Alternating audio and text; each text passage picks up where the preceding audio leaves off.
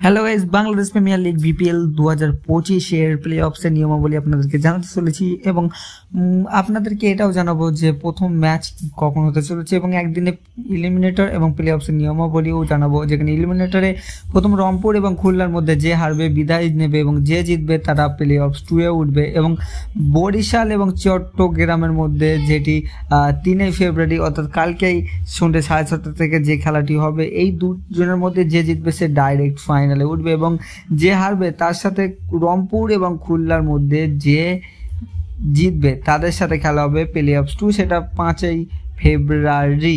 তো অবশ্যই আপনাদেরকে জানাই, একদম আইপিএল যেমনটা হয় বা প্লে অফ যেমনটা হয় ঠিক একই নিয়মে, অর্থাৎ 1-2 নম্বরে যারা থাকবে তাদের এক্সট্রা চান্স দেওয়া হবে এবং 3 এবং 4 নম্বরে কোনো চান্সেসই নেই। সো আপনাদেরকে নিয়মও বলেছি, হচ্ছে প্রথম ম্যাচ হচ্ছে এলিমিনেটর, দ্বিতীয় ম্যাচ প্লে অফ, সেটি 3 ফেব্রুয়ারি এবং 5 ফেব্রুয়ারি কিন্তু প্লে অফ 2 এর ম্যাচ।